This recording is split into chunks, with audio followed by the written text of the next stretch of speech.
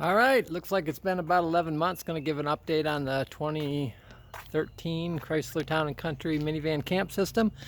I've got a bunch of stuff. We're about to go on a little trip, so I've got a lot of stuff here pulled out. Just kind of try to showcase some of the things that we do when we're traveling with the van. In the last video, we talked about the little bucket that has a screw-on lid with an O-ring and that you can use for things, and it's both a seat and a container. So sometimes we have in a little container like that to stop it from rolling around, but it does, with the seat all the way forward, it fits nicely behind the passenger seat there. Here's an example of the cut down dividers that go in the laundry baskets that fit nicely underneath the bed. I talked about having the bed with a 2x3 underneath the bed for support. And so that's that bunk bed. I've actually got two mattresses on there right now because I wanted to show what's going on. That second mattress, normally on the floor when we're camping with two people. But I worked on, I've been experimenting with having all four stow and go seats in, all four out, two on this side in, two on that side in and out. And what we like so far the best is we keep the stow and go seats on the passenger side, and both of those deploy and can close up with the bunk bed in there. But I did fix the legs here. What I've got here on the bottom of my legs on the bed here in the front is just a plank that spans that cargo door, so that that cargo door is pretty weak. So we need to span that so that we distribute the forces of the bed. But I do have that stow and go area open for things like storage. Also have the rear seat out, and I shortened the legs on the bed. Should be able to tell. But I kept this board here to span that opening, and I made it a shelf basically right there. You can see the toolbox is sitting underneath the shelf, and that shelf, the legs of that are actually screwed from the bottom with long screws through a plank, and that distributes the load of the bed through the bed legs, through the shelf, onto the floor. The floor itself is stamped sheet metal. It's relatively weak, and so I wanted to distribute the load, and that's what the big plank is down on the bottom.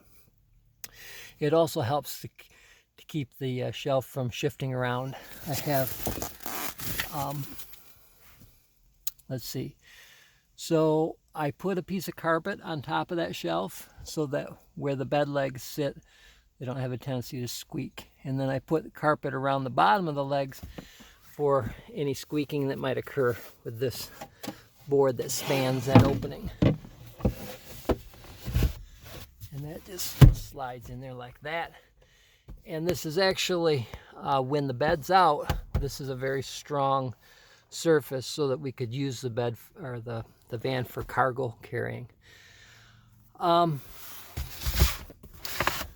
So let's see. On this side, when we're sleeping on the floor here, I do have it's actually a thinner piece of plywood that's cut to help flatten out the floor, and I just put things under there like extra pieces of carpet to then be able to sleep there with it being flat.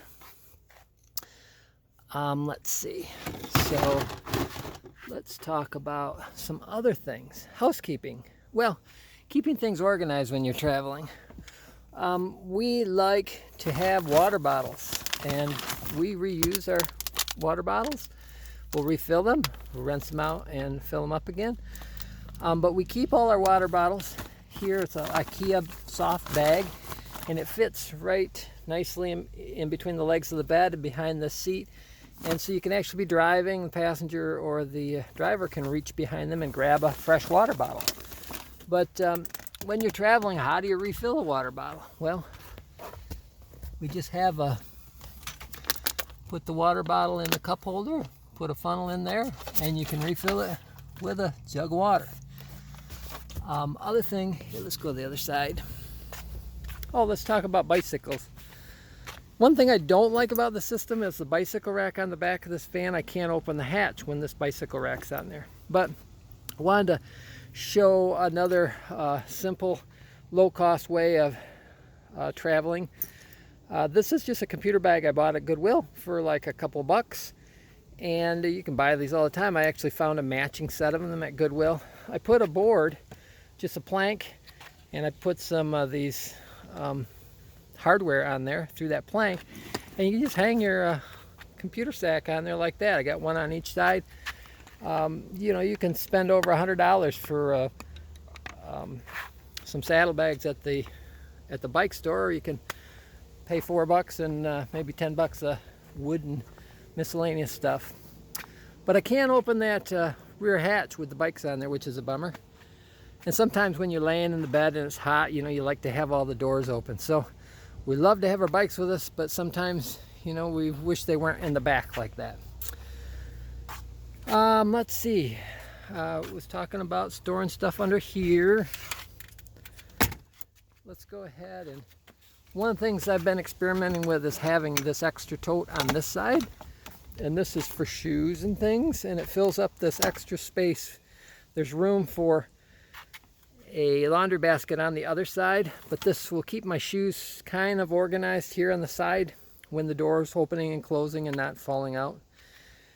When we're traveling, housekeeping is always an issue, and I just keep this snow brush in here, but I use it for brushing out little pieces of dirt or whatever. And the other thing that really works good, I really like this product.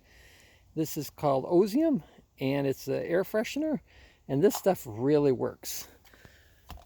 And I think that's, oh, the other thing is we keep, for housekeeping, we just keep a bottle of Windex hanging around and paper towel, and we're able to keep surfaces nice and clean that way.